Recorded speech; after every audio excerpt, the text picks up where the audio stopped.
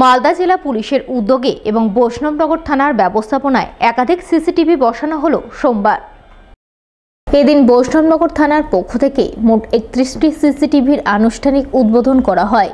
বৈষ্ণবনগরের 16 মাইলে আনুষ্ঠানিক উদ্বোধন করেন জেলা পুলিশ সুপার প্রদীপ কুমার যাদব। এছাড়াও উপস্থিত ছিলেন কালিয়াচকের এসডিপিও ফাইজাল রেজা, বৈষ্ণবনগর থানার আইসি নিমশেরিং ভুটিয়া সহ অন্যান্যরা। মতো কাজ করেন মুক্তার হোসেন মহাশয়, ওনাকে বরণ করে নিচ্ছেন। বৈষ্ণব থানার একটা টুয়ার্ডস মালদা, একটা টুয়ার্ডস ফারাক্কা। এই ক্যামেরাগুলো অটোমেটিক্যালি এখানে একটা স্টার্ট ইনিশিয়েট হয়েছে। এখন 29 ক্যামেরাস এখানে লাগানো হয়েছে ওর ফিড আমরা কালেক্ট করে এখানে থানাতে আসছে। তারপরে 2টা এনপিআর ক্যামেরাও এখানে লাগানো হয়েছে যেখানে মালদা ডিস্ট্রিক্টের এন্ট্রি আছে ফারাক্কা থেকে। তো এখানে automatic number plate recognition software নিয়ে 2টা ক্যামেরা ইনস্টল করা হয়েছে।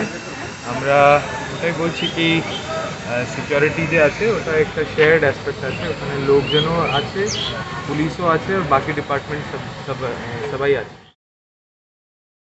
রেল প্রশাসনের সহযোগিতায় পুরাতন মালদাবাসীর দীর্ঘদিনের এক দাবি পূরণ করতে চলেছেন উত্তর মালদার সাংসদ খগেন মুর্মু। মূলত তার উদ্যোগেই পুরাতন মালদার মহানন্দা রেল সেতুর ঠিক পাশেই তৈরি হতে চলেছে পায়ে হাঁটার জন্য এক ঝুলন্ত সেতু। সেই সেতু তৈরির কাজে শুভ শিলান্যাস হয়ে গেল সোমবার। শিলান্যাস অনুষ্ঠানে উপস্থিত ছিলেন রেলের কাঠিয়ার ডিভিশনের এডিআরএম বিজয় চৌধুরী, উত্তর মালদার সাংসদ খগেন মুর্মু, মালদা কেন্দ্রের বিধায়ক গোপাল চন্দ্র সাহা সহ অন্যান্যরা। মানুষের যে দাবি ছিল, আমাদের মাননীয় বিধায়ক, 2 কাউন্সিলর এরাও বারবার বলছিলেন আমাকে যে এইখানে যদি পাথওয়ে একটা করে দেওয়া যায় তাহলে মানুষ নিমাসড়ায়, অর্থাৎ এখানে হাই স্কুল আছে, আমাদের এইচএস স্কুল থেকে নিমাসড়াই থেকে অনেক ছাত্রছাত্রী এখানে আসে। অনেক সময় হচ্ছে যে এই ট্রেন আসছে লাফিয়ে পড়েছে, অনেক সময় অ্যাক্সিডেন্টও হয়েছে। তো সেই জন্যই আমাদের এখানে ফুটপাথ ব্রিজ একটা করা দরকার ছিল। মাননীয় মন্ত্রী অশ্বিনী বৈষ্ণবজির সাথে এই ব্যাপারেতে বারবার কথা হয়েছে, এখানে চিঠিও করা হয়েছে, আমি চিঠিও নিজে করেছিলাম। বলার পর আমাদের দেশের মাননীয় রেলমন্ত্রী সেটা অনুমোদন করেছেন। আজকে তার শিলান্যাস হলো। আমাদের এখান থেকে 400 মিটার আমাদের হচ্ছে দূরত্ব, যে আমাদের যে লম্বা এবং আমাদের চওড়াও হচ্ছে 31 ইঞ্চি, এটা হচ্ছে চওড়া। এই ইঞ্চির আমাদের যে যাতায়াতের জন্য দুপাশে একদিক দিয়ে যাবে, একদিক দিয়ে ফিরবে।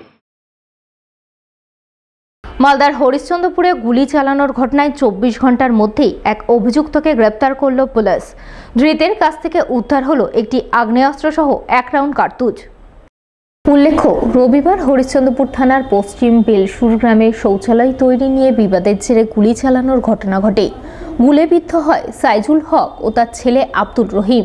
মুখ্যমন্ত্রী মালদা সফরের প্রাক্কালে এই গুলি চালানোর ঘটনায় পুলিশ অভিযুক্তদের ধরতে বেশ তৎপর হয়ে ওঠে। রবিবার রাতে হাসান আলী নামে এক যুবককে গ্রেপ্তার করে। তার কাছ থেকে উদ্ধার হয় একটি বেআইনি আগ্নেয়াস্ত্র সহ 1 রাউন্ড কার্তুজ। তাই সোমবার ধৃতকে 5 দিনের পুলিশি হেফাজতে নেওয়ার আবেদন জানিয়ে পেশ করা হয় চাঁচল মহকুমা আদালতে। এদিকে এই ঘটনাকে কেন্দ্র করে শাসক বিরোধী দুপক্ষের মধ্যে শুরু হয়েছে রাজনৈতিক চর্চা। বিজেপি এবং কংগ্রেস নেতৃত্ব আইন শৃঙ্খলা নিয়ে প্রশ্ন তুলেছেন। কালকে একটা ঘটনা ঘটেছিল বেলসুর গ্রামে, সেখানে একটা শৌচালয় নিয়ে গণ্ডগোল হয়েছিল। সেখানে এক ব্যক্তি গুলি চালিয়েছে, সে আগ্নেয়াস্ত্র পুলিশ উদ্ধার করেছে এবং সেই ব্যক্তিকে অ্যারেস্ট করেছে। আজকে আমাদের প্রশ্ন যে সারা বাংলায় এবং হরিশ্চন্দ্রপুর পুরো থানায় এত অস্ত্র আসছে কোথায় থেকে, কিভাবে অস্ত্র ঢুকে যাচ্ছে? আমাদের মনে হচ্ছে যে সামনে যে ইলেকশন আছে তার জন্য এগুলো স্টক করা হচ্ছে। এটা প্রশাসনকে দেখা উচিত, কেন এগুলো জমা হচ্ছে। বেলসুরে যে টয়লেট নির্মাণ কেন্দ্র করে যে ঘটনা ঘটেছিল তা একজনকে গ্রেপ্তার করেছে এবং গুলি চালানোর ঘটনা ঘটেছে, খুব নিন্দনীয় ঘটনা।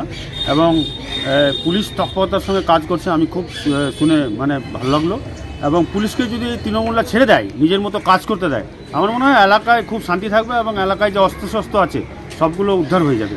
পুলিশকে ছেড়ে দুক তৃণমূলরা, এবং তৃণমূলরা নিজের রাজনীতির ক্ষেত্রে ভোট লুট করার জন্য এগুলো অস্ত্র লুকিয়ে রেখেছে এবং এই ঘটনাগুলো এই জন্য ঘটছে। যদিও গোটা ঘটনায় পুলিশি তৎপরতায় প্রশংসা করেছে তৃণমূল নেতৃত্ব।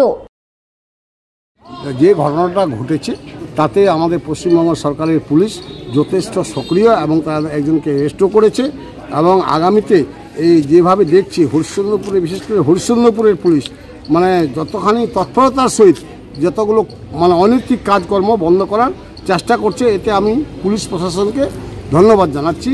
এবং এগুলো কাজ আমাদের হরিশ্চন্দ্রপুরের বিরোধীরা এখন পশ্চিমবঙ্গ সরকারকে কালিমুক্ত করার চেষ্টা করছে আগামী 2024 লোকসভা নির্বাচনে। তবে এগুলো কিছুই ঢোপে টিকবে না।